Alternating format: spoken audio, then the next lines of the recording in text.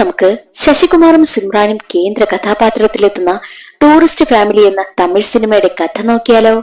കഥയുടെ ചുരുക്കം എന്തെന്നാൽ, രാത്രിക്ക് രാത്രി തന്നെ ശ്രീലങ്കയിൽ നിന്നും രാമേശ്വരത്തേക്ക് കടൽ മാർഗം എത്തുന്ന ഒരു ഫാമിലി. അതും ഇല്ലീഗലായിട്ടാണ് എത്തുന്നതും. അവരവിടെ എത്തിയതിൽ പിന്നെ ഒരു ബോംബ് ബ്ലാസ്റ്റും നടക്കുന്നു. എന്തിനായിരിക്കാം അവർ ആ ഒരു നാട്ടിലേക്ക് വന്നിട്ടുണ്ടാവുക? ഈ ബോംബ് ബ്ലാസ്റ്റിന് പിന്നിൽ ഈ ഒരു ഫാമിലിക്ക് എന്തെങ്കിലും പങ്കുണ്ടോ എന്നൊക്കെ അറിയണ്ടേ? എങ്കിൽ നമുക്ക് വേഗം സിനിമയുടെ കഥയിലേക്ക് കടക്കാം. കഥയിലേക്ക് കടക്കുന്നതിന് മുൻപ് വീഡിയോ കാണുന്ന കൂട്ടുകാർ ഒന്ന് ലൈക്ക് ചെയ്തിട്ട് കാണാൻ മറക്കരുതേ. സിനിമയുടെ തുടക്കത്തില് നായകനായ ധർമ്മദാസ് തന്റെ ഫാമിലിയും കൊണ്ട് രാത്രിക്ക് രാത്രി തന്നെ ശ്രീലങ്കയിൽ നിന്നും കടൽ കടന്ന് ദേ ഇപ്പോൾ തമിഴ്നാട്ടിലേക്ക് എത്തിയിരിക്കുകയാണ്, അതും രാമേശ്വരത്തില്. എന്നിട്ട് അവർ അവിടെ നിന്നും എങ്ങനെയെങ്കിലും രക്ഷപ്പെട്ടു പോകുവാനായി ശ്രമിക്കുന്ന സമയം തന്നെ ധർമ്മദാസിന്റെ ഇളയ മകനായിട്ടുള്ള മുല്ലയാണെങ്കിൽ, അയ്യോ എന്റെ ബാഗ് എടുത്തില്ലല്ലോ, അത് ദേ വെള്ളത്തിലായിപ്പോയി എന്ന് പറഞ്ഞ് തിരിഞ്ഞോടും. ധർമ്മദാസ് അതൊന്നും വേണ്ട, നമുക്ക് പോകാമെന്ന് പറഞ്ഞിട്ട് പോലും കേൾക്കാതെയാണ് മുല്ലയെ ആ ബാഗ് എടുക്കുവാനായി പോകുന്നത്. ആ ബാഗിനുള്ളില് അവന് പ്രിയപ്പെട്ട നായ്ക്കുട്ടി ഉണ്ടായിരുന്നു. അതിനെ ഒളിപ്പിച്ചു കൊണ്ടുവന്നതാണ് ഈ മുല്ലൈ. അങ്ങനെ ബാഗും എടുത്ത് അവൻ നേരെ അച്ഛനും അമ്മയ്ക്കും അടുത്തേക്ക് എത്തും. ധർമ്മദാസിന് ഭാര്യയും 2 മക്കളുമാണുള്ളത്. ധർമ്മദാസിന്റെ ഭാര്യയുടെ പേര് വാസന്തി, മൂത്ത മകന്റെ പേര് നിതുഷൻ, രണ്ടാമത്തെ മകന്റെ പേര് മുല്ലൈ. ധർമ്മദാസ് ഇപ്പോൾ ഭാര്യയും മക്കളെയും കൊണ്ട് രാമേശ്വരത്തെ കടൽക്കരയിൽ എത്തിയിരിക്കുകയാണല്ലോ. എന്നിട്ട് തന്റെ അളിയനായ പ്രകാശിനെയും കാത്തു നിൽക്കുകയായിരുന്നു.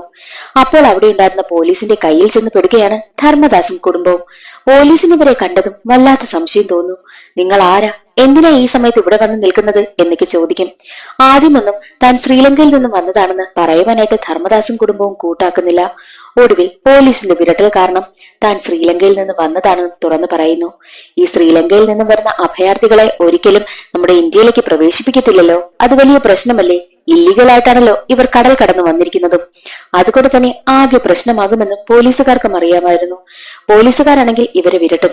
നിങ്ങൾ എന്തിനാ ഇവിടേക്ക് വന്നത് എന്ന് ചോദിക്കുന്ന സമയത്ത് ശ്രീലങ്കയില് ജീവിക്കാനായിട്ട് ഒരു നിവർത്തിയുമില്ല, പട്ടിണിയും ദാരിദ്ര്യവും, ജീവിക്കാൻ വഴിയില്ലാത്തത് കൊണ്ടാണ് തന്റെ കുടുംബത്തെയും കൂട്ടി ഇവിടേക്ക് വന്നതെന്നും ധർമ്മദാസ് പറയും. മാത്രമല്ല തന്റെ അളിയനായ പ്രകാശിനെ കാത്തു നിൽക്കുകയാണെന്നും ധർമ്മദാസ് പറയും. പ്രകാശ് എവിടെയെന്ന് പോലീസുകാർ ചോദിക്കുമ്പോൾ ഇവിടെ എവിടെയെങ്കിലും കാണും, പോലീസിനെ കണ്ടതുകൊണ്ട് ഒളിച്ചിരിക്കുകയായിരിക്കുമെന്ന് പറഞ്ഞ് ധർമ്മദാസ് ആണെങ്കിൽ അവിടെ മാകെ അന്വേഷിച്ചിട്ട് അവസാനം ഒരു ബോട്ടിലെ ടാർപ്പ് മൂടിയിട്ടിരുന്നത് മാറ്റി കാണിച്ചു കൊടുക്കുന്നു. അപ്പോൾ ദേ ആ ടാർപ്പയ്ക്കടിയിലായിട്ട് ഒളിച്ചിരിക്കുകയാണ് പ്രകാശ്. പ്രകാശാണ് ഇവരെ ഇവിടേക്ക് വരുവാനായിട്ട് സഹായിച്ചതും. മാത്രമല്ല വന്നു കഴിഞ്ഞാൽ പിന്നീടുള്ള കാര്യങ്ങളെല്ലാം നോക്കി കൊടുക്കുന്നതും ഈ പ്രകാശ് തന്നെയാണ്. അതുകൊണ്ട് തന്നെ പ്രകാശിനെയും ധർമ്മദാസിനെയും വാസന്തിയെയും 2 മക്കളെയും എല്ലാം പോലീസ് അറസ്റ്റും ചെയ്ത് കൊണ്ടുപോവുകയാണ്. പോകുന്ന വഴിയില് മിടുക്കനായിട്ടുള്ള മുല്ലൈ തന്റെ പ്രിയപ്പെട്ട നായ്ക്കുട്ടിയെ കയ്യിലെടുത്തിട്ട് വളരെ ഇമോഷണൽ ആയിട്ടുള്ള ഒരു കഥയങ്ങ് തട്ടിവിടും. അതും ഒരു കള്ളക്കഥയാ. ആ കഥ കേട്ടതും പോലീസുകാർ ഫ്ലാറ്റായി.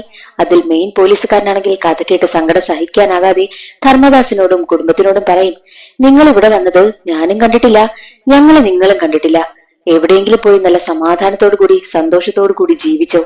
പിന്നെ നിങ്ങൾ ശ്രീലങ്കയിൽ നിന്ന് വന്നതാണെന്നും മറ്റാരോടും പറയരുതെന്നും ഈ പോലീസുകാർ പറഞ്ഞിട്ട് അവരെ ആ വഴിയിൽ ഇറക്കി വിട്ടിട്ട് പോവുകയാണ്. ആ ഒരു പോലീസുകാരന് ധർമ്മദാസിനോടും കുടുംബത്തോടും പാവം തോന്നിയാണ് അവരെ അങ്ങനെ ഹെൽപ്പ് ചെയ്യുവാനായും തീരുമാനിച്ചത്. മുല്ലൈ പറഞ്ഞ കള്ളകഥയിലാണല്ലോ ഇപ്പോൾ പോലീസുകാർ ഫ്ലാറ്റ് ആയിരിക്കുന്നത്. അതുകൊണ്ട് തന്നെ ധർമ്മദാസിനും വാസന്തിക്കുമൊക്കെ ഒരുപാട് സന്തോഷമായി. അങ്ങനെ രാമേശ്വരം ഫുൾ കറങ്ങി നടന്നതിന് ശേഷമാണ് വാടക വീട്ടിലേക്ക് പ്രകാശ് അവരെ കൊണ്ടുപോകുന്നതും. വീട്ടിലേക്ക് കൊണ്ടുപോകുന്നതിന് മുൻപ് തന്നെ പ്രകാശ് പറയുന്നുണ്ട്, ഒരു കാര്യം നിങ്ങൾ ശ്രദ്ധിക്കണം, ശ്രീലങ്കയിൽ നിന്ന് വന്നതാണെന്ന് ഇവിടെ ആരോടും പറയരുത്. മാത്രമല്ല നിങ്ങളുടെ സംസാരത്തിന്റെ സ്ലാങ് വരെ നിങ്ങൾ മാറ്റണം. നിങ്ങളുടെ സംസാരം കാരണമാ പോലീസുകാർ വരെ നിങ്ങളെ സംശയിച്ചത്. പിന്നെ നിങ്ങളുടെ സംസാരം മാറ്റിക്കൊള്ളണം. ആർക്കു മുന്നിലും ഒരു സംശയിക്കുന്ന രീതിയിൽ ഒന്നും ചെയ്യരുത് എന്നുള്ള കാര്യം പ്രത്യേകം പറഞ്ഞിട്ടാണ് പ്രകാശ് എടുത്തു വെച്ചിരിക്കുന്ന വാടക വീട്ടിലേക്ക് അവരെ കൊണ്ടുപോകുന്നത്.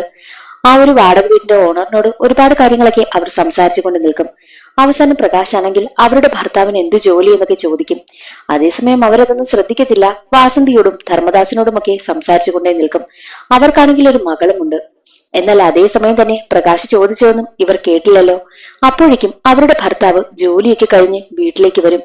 വീണ്ടും പ്രകാശ് ചോദിക്കുന്നുണ്ട്, നിങ്ങളുടെ ഹസ്ബൻഡിന് എന്താണ് ജോലിയെന്ന്. ആ ദേ ആള് വന്നല്ലോ, അപ്പോൾ മനസ്സിലാകുമല്ലോ എന്ന് പറയുന്നതും അവരുടെ ഭർത്താവായിട്ടുള്ള രാഘവനാണെങ്കിൽ വീട്ടിലേക്ക് കയറി വരുന്നു. രാഘവന്റെ വേഷം കണ്ടതും എല്ലാവരും കിടുങ്ങിപ്പോയി. കാരണം രാഘവൻ ഒരു പോലീസുകാരനാണ്. രാഘവൻ അകത്തേക്ക് കയറി വന്നതും രാഘവന്റെ പെരുമാറ്റമൊക്കെ കണ്ട് ധർമ്മദാസിനും പ്രകാശിനും വാസന്തിക്കുമൊക്കെ വല്ലാതെ പേടിയാകും. കാരണം കുറച്ച് ടെററാണ് ഈ രാഘവൻ. രാഘവനാണെങ്കിൽ ഓരോ കാര്യങ്ങളൊക്കെ സംസാരിക്കും. മാത്രമല്ല ധർമ്മദാസിന്റെ ഒക്കെ സ്ലാങ് കേട്ടിട്ട് നിങ്ങൾ ശ്രീലങ്കയിൽ നിന്ന് വന്നതാ എനിക്ക് ചോദിക്കുന്ന സമയത്ത് ധർമ്മദാസ് പറയുന്നുണ്ട്, അല്ല, ഞങ്ങൾ കേരളത്തിൽ നിന്ന് വന്നതാണെന്ന് കള്ളം പറയുന്നു. എന്നാൽ ആ ഒരു ഐഡിയ ഇട്ട് കൊടുത്തതും നമ്മുടെ കൊച്ചുമിടുക്കനായിട്ടുള്ള മുല്ലൈ തന്നെയാണ്. ആ രാഘവനാണെങ്കിൽ ധർമ്മദാസിനോടൊക്കെ ഓരോ കാര്യങ്ങളൊക്കെ ചോദിച്ച് മനസ്സിലാക്കുകയും ഒക്കെ ചെയ്യുന്നു. ഒരുവിധം രാഘവന്റെ കയ്യിൽ നിന്നും ധർമ്മദാസും കുടുംബവും രക്ഷപ്പെട്ടു എന്ന് തന്നെ പറയാം. അങ്ങനെ 4 പേരും പുതിയ വാടക വീട്ടിലേക്കും താമസം മാറുകയാണ്. അവരെ ഏറ്റവും കൂടുതൽ സഹായിച്ചത് പ്രകാശ് തന്നെയാണല്ലോ. പ്രകാശിനോട് അവർക്ക് ഒരുപാട് നന്ദിയുമുണ്ട്.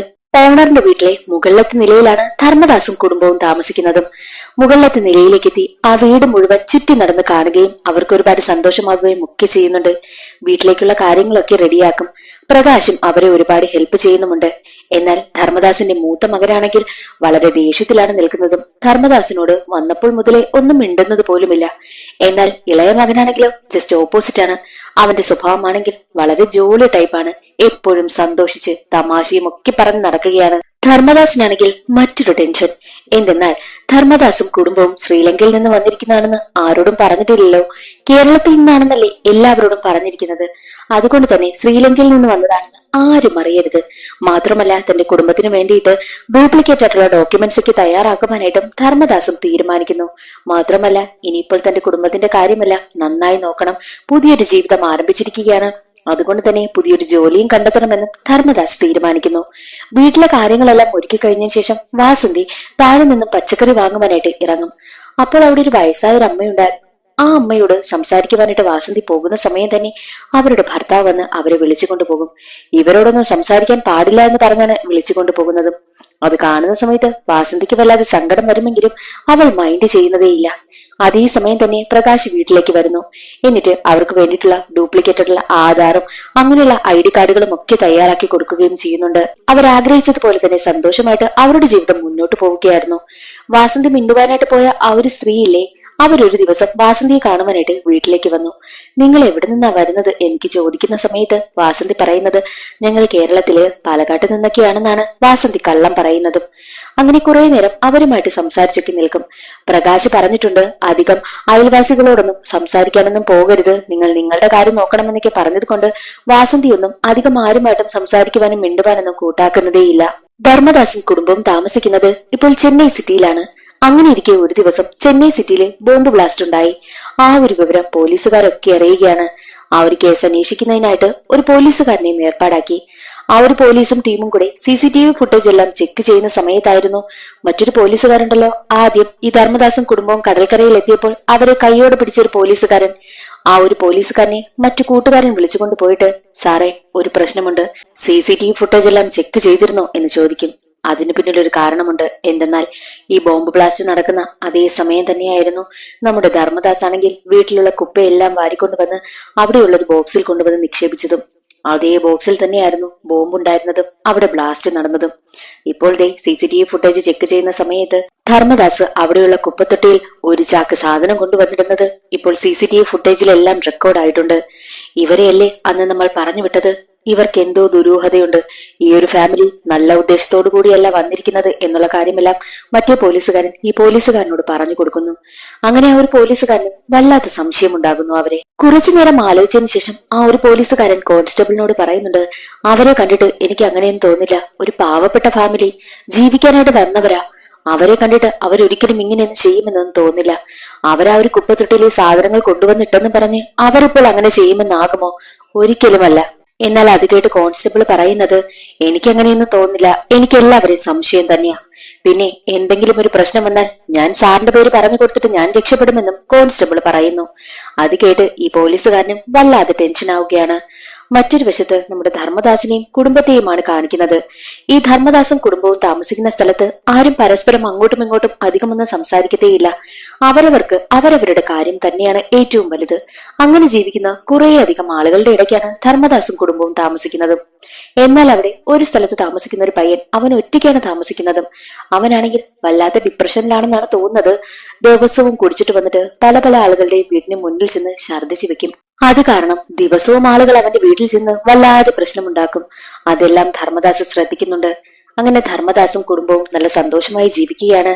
ധർമ്മദാസും വാസന്തിയും ചേർന്ന് വീട്ടിലെ കാര്യങ്ങളൊക്കെ ഏകദേശം റെഡിയാക്കി. എന്നാൽ ഈ ധർമ്മദാസനാണെങ്കിൽ ഡ്രൈവർ ജോലി ചെയ്യണമെന്ന് വല്ലാത്ത ആഗ്രഹമാണ്. എങ്ങനെയെങ്കിലും നല്ലൊരു ജോലിയും കൂടി കണ്ടുപിടിക്കുക, അത് തന്നെയാണ് ധർമ്മദാസന്റെ ലക്ഷ്യവും. ഒരു ദിവസം പ്രകാശ് വന്നിട്ട് വോട്ടർ ഐഡിയൊക്കെ ഒരു ഡ്യൂപ്ലിക്കേറ്റ് റെഡിയാക്കി കൊണ്ടുവന്ന് കൊടുത്തു. അതേസമയം ധർമ്മദാസ് പറയുന്നുണ്ട്, എനിക്ക് ഒരു ലൈസൻസ് കൂടി എങ്ങനെയെങ്കിലും നീ എടുത്തു തരണം. ഞാൻ ഇവിടെ എങ്ങാനും ഡ്രൈവറായിട്ട് കയറാമെന്നും പ്രകാശിനോട് പറയുമ്പോൾ, നിന്റെ വീട് കണ്ടുപിടിക്കുന്നതിന് തന്നെ നിനക്ക് വലിയ പാടാ.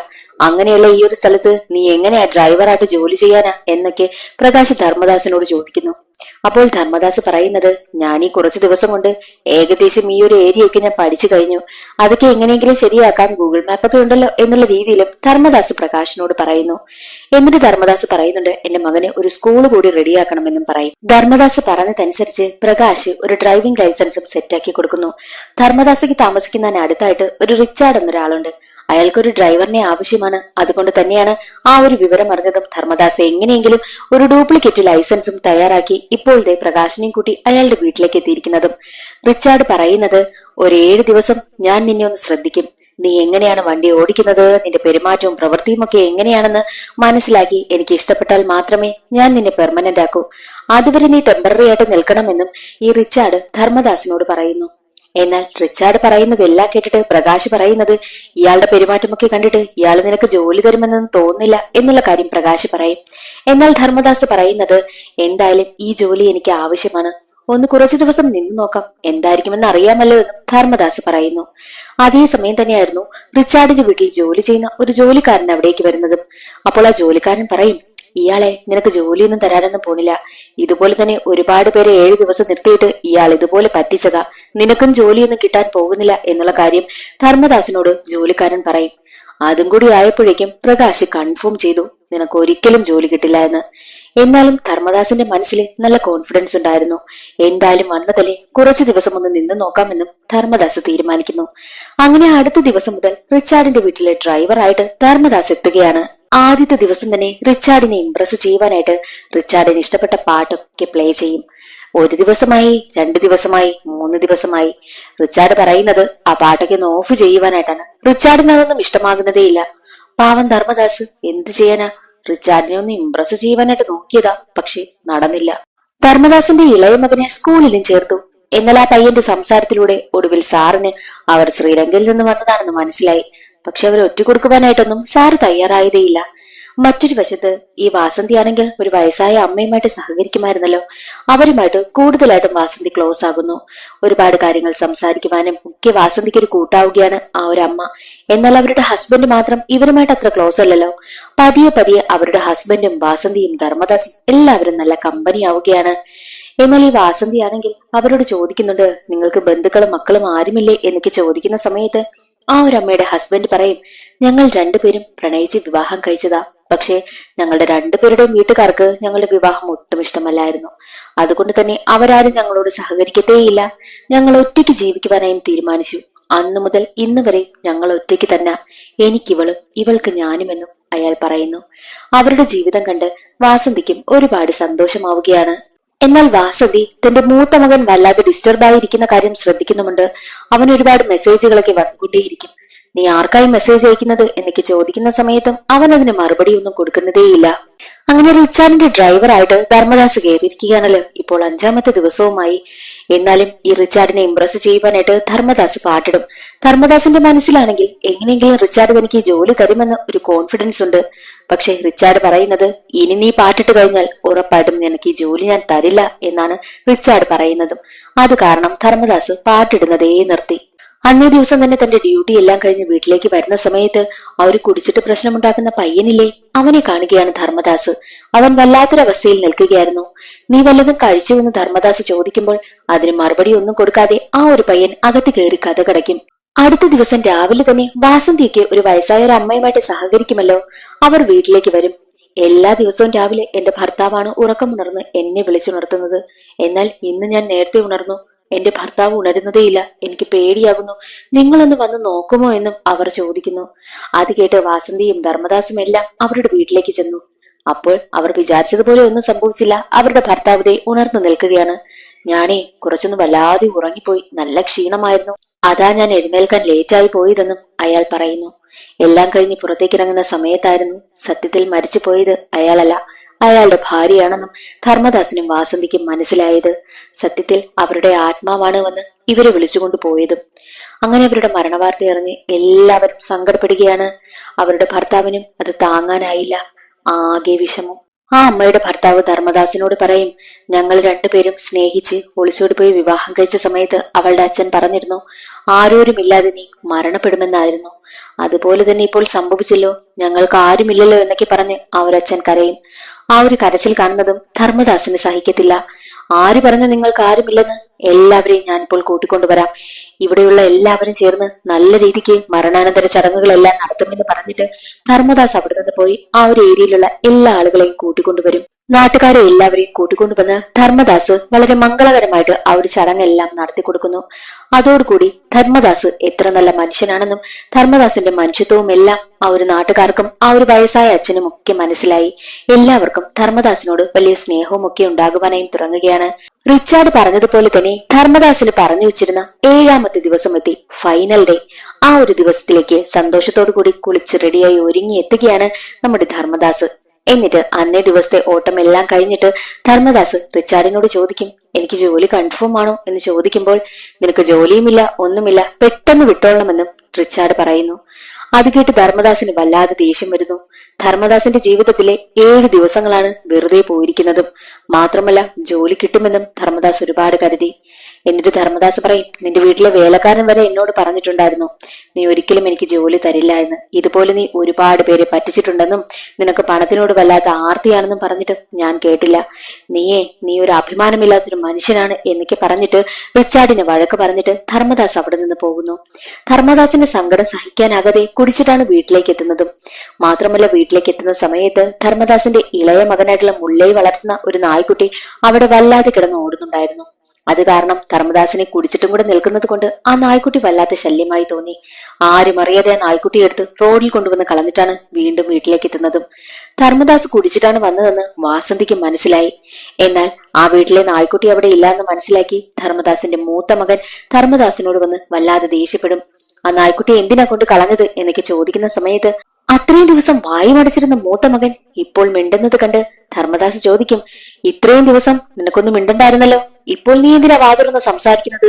നീ എന്തിനാ ഇപ്പോൾ എന്നോട് മിണ്ടുന്നത് എന്നൊക്കെ ചോദിച്ച് ധർമ്മദാസ് വല്ലാതെ ദേഷ്യപ്പെടുന്നു. എന്നാൽ അതേ സമയത്തായിരുന്നു എന്തിനാണ് ധർമ്മദാസ് തന്റെ ഫാമിലിയും കൂട്ടി ചെന്നൈയിലേക്ക് എത്തിയിരിക്കുന്നത് എന്നുള്ളൊരു സത്യവും പുറത്താവുകയാണ്. എന്തെന്നാൽ ശ്രീലങ്കയിലായിരുന്ന സമയത്ത് ധർമ്മദാസിന്റെ മൂത്ത മകനായ നിത്തു ഒരു പെൺകുട്ടിയെ പ്രണയിച്ചിരുന്നു. ഇവരുടെ പ്രണയം പെൺകുട്ടിയുടെ വീട്ടുകാർ അറിഞ്ഞതോടുകൂടി ധർമ്മദാസിനെയും കുടുംബത്തെയും കൊന്നു കളയുമെന്ന് പെൺകുട്ടിയുടെ വീട്ടുകാർ ഭീഷണിപ്പെടുത്തുവാനായും തുടങ്ങി. അവിടെ ജീവിക്കാൻ നിവർത്തിയില്ലാതായതോടുകൂടിയാണ് ധർമ്മദാസ് രാത്രിക്ക് രാത്രി തന്നെ തന്റെ കുടുംബത്തെയും കൂട്ടി ചെന്നൈയിലേക്ക് കടൽ കടന്നെത്തിയിരിക്കുന്നതും. നിത്തു വളരെ ഇമോഷണൽ ആയിട്ട് അച്ഛനോട് സംസാരിക്കും. നിത്തുവിന്റെ കഥകളെല്ലാം കേട്ട് ധർമ്മദാസിന് വല്ലാത്ത സങ്കടം വരുന്നു. ധർമ്മദാസ് പറയും, നീ വിഷമിക്കണ്ട, അവൾ എവിടെയുണ്ടെന്ന് പറ, ഞാൻ നിന്റെ അടുത്തേക്ക് അവളെ കൊണ്ടുവരുമെന്നും ധർമ്മദാസ് നിത്തുവിനോട് പറയുന്നു. അപ്പോൾ നിത്തു പറയുന്നത്, ഇനി ആര് പോയിട്ടും ഒരു കാര്യവുമില്ല, അവളുടെ വിവാഹം കഴിഞ്ഞു, ഇനി ഒരിക്കലും എനിക്ക് അവളെ കിട്ടില്ല എന്നുള്ള കാര്യം നിത്തു പറയും. ആ പെൺകുട്ടിയുടെ വിവാഹം കഴിഞ്ഞു എന്ന് പറയുന്നത് കേട്ടതും ധർമ്മദാസിന് വല്ലാത്ത സന്തോഷമായി. നിത്തു ദേ അവിടെ നിന്ന് കരയുന്നു, ധർമ്മദാസ് ഇവിടെ പൊട്ടിച്ചിരിക്കുന്നു. അത് കണ്ട് നിത്തു ചോദിക്കും, ഇത്രയ്ക്കും സന്തോഷിക്കുവാൻ വേണ്ടിയിട്ട് എന്തിനാ എന്നുള്ള കാര്യമൊക്കെ പറഞ്ഞ് നിത്തു വീണ്ടും അച്ഛനോട് ദേഷ്യപ്പെടുന്നു. നിത്തുവിന് യഥാർത്ഥത്തിൽ ധർമ്മദാസിനോട് ദേഷ്യം എന്തെന്നാൽ ആ ഒരു നാട്ടിൽ നിന്നും അവര് രാത്രിക്ക് രാത്രി ദേ ഇപ്പോൾ ചെന്നൈയിലേക്ക് കൊണ്ടുവന്നിട്ട് ധർമ്മദാസ് ഇപ്പോൾ കിടന്ന് കഷ്ടപ്പെടുന്നത് നിത്തുവിന് സഹിക്കാനായും പറ്റുന്നില്ല. നിത്തു പറയുന്നുണ്ട്, നിത്തുവിന് അന്ന് ഒരു കോഴ്സ് കംപ്ലീറ്റ് ചെയ്തിരുന്നു എന്നുണ്ടെങ്കിൽ അവൻ അവിടെ ഡിഗ്രി പഠിച്ചുകൊണ്ടിരിക്കുകയായിരുന്നല്ലോ, അത് കംപ്ലീറ്റ് ആക്കിയിരുന്നുവെങ്കിൽ അവന് ഉറപ്പായിട്ടും ജോലി കിട്ടിയേന്, അതെല്ലാം റെഡിയായിരിക്കുകയായിരുന്നു. എന്നാൽ ആ ഒരു സമയത്താണല്ലോ അച്ഛൻ ഞങ്ങളെ എല്ലാവരെയും ഇങ്ങോട്ട് കൂട്ടിക്കൊണ്ടുവന്നത്. ഇവിടെ വന്നപ്പോൾ ഞാൻ പഠിച്ചതുമായിട്ട് ഒരു കാര്യവും ബന്ധമില്ല. ഞാൻ ഇവിടെ എന്ത് ചെയ്യാനാ? ഇവിടെ വന്നതോടുകൂടി എന്റെ ജീവിതമേ പോയി, എന്റെ ഭാവിയെ പോയി, ഇനി ഞാൻ എന്ത് ചെയ്യാനാ എന്നൊക്കെയുള്ള കാര്യം നിത്തു പറഞ്ഞ് സങ്കടപ്പെടുന്നു. അതെല്ലാം കേട്ടതും ധർമ്മദാസിനും വല്ലാതെ വിഷമമാകുന്നു. താൻ കാരണമാണല്ലോ തന്റെ മകന്റെ സ്വപ്നമെല്ലാം നഷ്ടമായത്, അവിടെ അങ്ങ് ജീവിച്ചാൽ മതിയായിരുന്നു എന്നുള്ള ചിന്തയും ധർമ്മദാസിന് വരികയാണ്. അങ്ങനെ ഒരു ഘട്ടത്തിൽ അച്ഛന്റെയും മകന്റെയും പ്രശ്നമെല്ലാം തീർന്ന് പ്രശ്നമെല്ലാം സോൾവാക്കി അവർ പഴയതുപോലെ ഹാപ്പിയായിട്ട് ജീവിക്കുവാനായും തുടങ്ങുകയാണ്. ഹൗസ് ഓണറിന്റെ മകളാണെങ്കിൽ എപ്പോഴും ഇവരുടെ ഫാമിലിക്കൊപ്പമുണ്ട്. ആ പെൺകുട്ടി ഇവർ ഹാപ്പിയായിട്ട് ഇരിക്കുന്നതെല്ലാം കണ്ട് ഇതുപോലൊരു ഫാമിലിയിൽ ഞാനും ജനിച്ചിരുന്നുവെങ്കിൽ ഇത്രയൊക്കെ ഞാനും ആഗ്രഹിച്ചിരുന്നുള്ളൂ എന്നൊക്കെ ചിന്തിച്ച് അവളും സങ്കടപ്പെടുകയാണ്. എന്നാൽ ഈ ധർമ്മദാസിനും കുടുംബത്തിനും അടുത്തൊരു പ്രശ്നം വരുവാൻ പോവുകയാണ്. എന്തെന്നാൽ ഒരു ദിവസം പോലീസ് സ്റ്റേഷനിലെത്തി ഒരാളാണെങ്കിൽ കംപ്ലൈന്റ് കൊടുക്കും.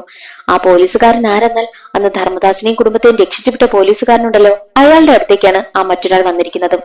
അയാളുടെ പട്ടിക്കുട്ടിയെ കാണാനില്ല എന്നുള്ള കാര്യം പറയുമ്പോൾ ഇവിടെ മനുഷ്യന്റെ പ്രശ്നങ്ങളെ ഇവിടെ സോൾവ് ആക്കാൻ പറ്റുന്നില്ല, പിന്നെ ഒരു പട്ടിയെ കാണാനില്ല എന്നുള്ള കാര്യമൊക്കെ ആ ഒരു പോലീസുകാരൻ പറയുന്നു.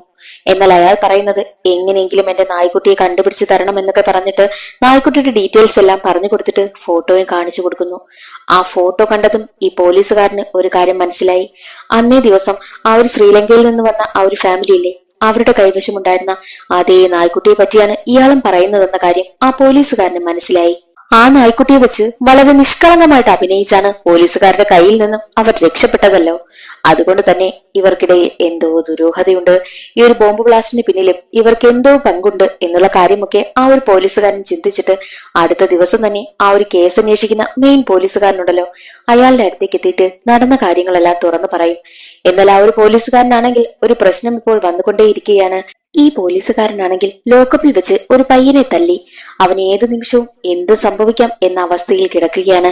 അതുകൊണ്ട് തന്നെ ഉയർന്ന ഉദ്യോഗസ്ഥൻ പറയുന്നത് ആ ഒരു ബോംബ് ബ്ലാസ്റ്റിന് പിന്നിലുള്ള ആൾക്കാരെ കണ്ടെത്തിയില്ല എന്നുണ്ടെങ്കിൽ ഈ ഒരു കേസിന്റെ പേരിൽ നിനക്ക് ജോലി നഷ്ടപ്പെടും. നീ ഏതെങ്കിലും ഒന്ന് എത്രയും വേഗം ചെയ്യണമെന്നും ഉയർന്ന ഉദ്യോഗസ്ഥൻ പറയുന്നു. അതുകൊണ്ട് തന്നെ ബോംബ് ബ്ലാസ്റ്റിന് പിന്നിൽ ഈ ഒരു ഫാമിലിയാണെന്ന് സംശയം തോന്നി അവരെ പറ്റി അന്വേഷിക്കുവാനായിട്ട് ഉയർന്ന ഉദ്യോഗസ്ഥൻ തീരുമാനിക്കുകയാണ്. മാത്രമല്ല ധർമ്മദാസിന്റെ ആ ഒരു സംസാരവും പ്രവൃത്തിയും എല്ലാം കണ്ട് റിച്ചാർഡിന് വല്ലാത്ത സങ്കടം വന്ന് റിച്ചാർഡ് ധർമ്മദാസിന് പെർമനന്റ് ആയിട്ട് ജോലി കൊടുക്കുകയും ചെയ്തു. അങ്ങനെയപ്പോൾ റിച്ചാർഡിന്റെ വീട്ടിലെ ഡ്രൈവറാണ് ധർമ്മദാസും. മാത്രമല്ല ആ ഒരു ഏരിയയിൽ എപ്പോഴും കുടിച്ച് പ്രശ്നമുണ്ടാക്കിക്കൊണ്ടേ നടക്കുന്ന ഒരു പയ്യനില്ലേ, ആ പയ്യനാണെങ്കിൽ എല്ലാവർക്കും മുന്നിൽ വന്നിട്ട് ധർമ്മദാസിനോട് ഒരുപാട് നന്ദി പറയും. കാരണം ആരും അവനെ പരിഗണിച്ചിട്ടേ ഇല്ലല്ലോ. അവനിങ്ങനെ കുടിച്ചു നടക്കുന്നതിന് പിന്നിലും ഒരു കാരണം കാണുമല്ലോ, അത് മാത്രം ആരും തിരക്കിയിട്ടേയില്ല. ധർമ്മദാസ് മാത്രമാണ് അവനോട് നിനക്ക് എന്താണ് പ്രശ്നമെന്നും നീ എന്തിനാ ഇങ്ങനെ കുടിക്കുന്നത് എന്നുള്ള കാര്യമൊക്കെ ചോദിച്ചത് പോലും. ധർമ്മദാസ് അവനോട് ചോദിച്ച കാര്യങ്ങളെല്ലാം മനസ്സിലാക്കിയിട്ടുമുണ്ട്. അവനെ അങ്ങനെ ആക്കുവാൻ കാരണം അവന്റെ അമ്മ കുറച്ചു നാളുകൾക്ക് മുൻപ് മരണപ്പെട്ടു പോയി. അമ്മ മരിച്ചതിൽ പിന്നെ അവൻ ആരോരും ഇല്ലാതായി. അതിനുശേഷമാണ് അവനിങ്ങനെ മദ്യപിച്ച് നടക്കുവാനായും തുടങ്ങിയത്. ആ ഒരു പയ്യന്റെ അവസ്ഥയെല്ലാം മനസ്സിലാക്കി ആ ഒരു നാട്ടിലുള്ളവരെല്ലാവരും അവനോട് സ്നേഹമായി പെരുമാറുവാനും അവനെ അംഗീകരിക്കുവാനും ഒക്കെ തുടങ്ങി. ആ ഒരു സംഭവത്തോടു കൂടി ധർമ്മദാസിനെയും കുടുംബത്തിനെയും കോളനിക്കാർ അംഗീകരിക്കുവാനായും തുടങ്ങി. ധർമ്മദാസിന്റെ മനസ്സിലെ മനുഷ്യത്വവും ധർമ്മദാസ് നല്ല പച്ചയായ ഒരു മനുഷ്യനാണെന്നും ആ ഒരു കോളനിയിലുള്ള എല്ലാവർക്കും മനസ്സിലായി. അങ്ങനെ നാട്ടുകാരെല്ലാവരും അവരെ സ്നേഹിക്കുവാനായി തുടങ്ങിയതോടുകൂടി ധർമ്മദാസ് തന്റെ സത്യങ്ങളെല്ലാം തുറന്നു പറയുകയാണ്. എന്നാലും നാട്ടുകാര് അവരെ ഒരിക്കലും തള്ളിപ്പറഞ്ഞിട്ടില്ല, അവരെ അംഗീകരിക്കുകയാണ്. എന്തു വന്നാലും അവരുടെ നാട്ടുകാർക്കൊപ്പം സന്തോഷമായിട്ട് ജീവിക്കുവാനായിട്ടാണ് ധർമ്മദാസ് തീരുമാനിച്ചിരിക്കുന്നതും. ആരും തന്നെ ധർമ്മദാസിനെ ഒറ്റുകൊടുക്കുന്നതേയില്ല. അങ്ങനെ ഇരിക്കെ ഒരു ദിവസം ബ്ലാസ്റ്റിനെ കുറിച്ച് അന്വേഷിക്കുന്നതിന് ചുമതലയുള്ള CBI ഉദ്യോഗസ്ഥനാണെങ്കിൽ ധർമ്മദാസിനെയും കുടുംബത്തെയും അന്വേഷിച്ച് ചെന്നൈയിലേക്ക് എത്തുന്നു.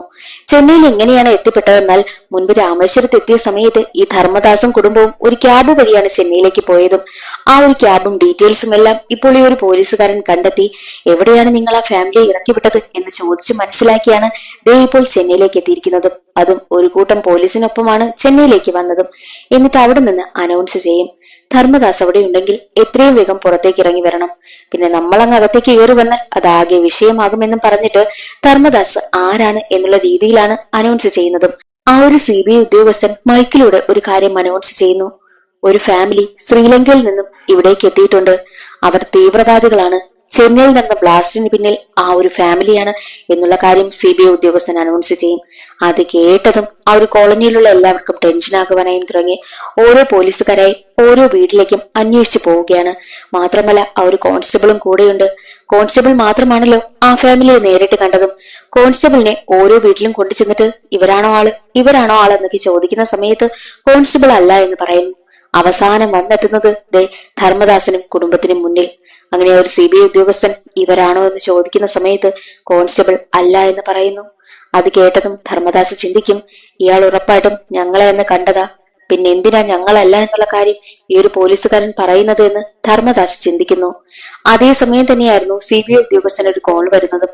എന്തെന്നാൽ ആ ഒരു CBI ഉദ്യോഗസ്ഥനാണെങ്കിൽ ഒരു പയ്യനെ എടുത്തിട്ട് അടിച്ചല്ലോ, ആ ഒരു പയ്യൻ മരണപ്പെട്ടു.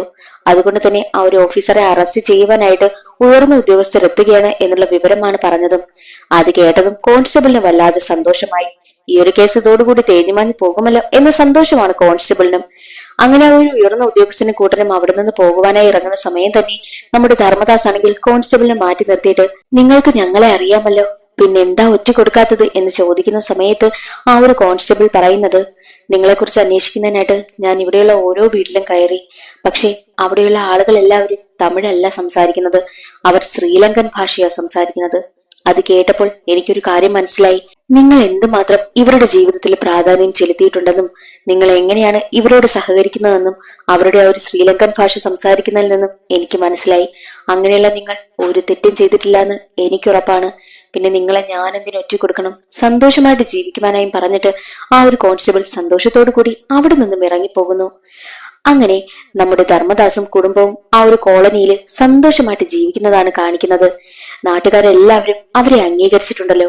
അങ്ങനെ ആ ഒരു കോളനിയിലും അവിടുത്തെ ജനങ്ങൾക്കുമിടയിൽ അവരിലെ ഒരു അംഗമായിട്ട് മാറുകയാണ് ധർമ്മദാസും കുടുംബവും. മുൻപ് ആ കോളനിക്കാർ ജീവിച്ചിരുന്നത് ആർക്ക് എന്ത് പറ്റിയാലും ഞങ്ങൾക്കെന്താ, ഞങ്ങൾക്ക് ഞങ്ങളുടെ കാര്യം എന്ന് ചിന്തിച്ച് ജീവിച്ചിരുന്ന ഒരു കൂട്ടം ജനങ്ങൾക്കിടയിലേക്കാണ് ധർമ്മദാസും കുടുംബവും എത്തിയത്. അങ്ങനെ ധർമ്മദാസിന്റെയൊക്കെ പ്രവൃത്തി കൊണ്ട് ആ ഒരു നാട്ടിലെ ജനങ്ങളെല്ലാം പാടെ മാറിയിരിക്കുന്നു.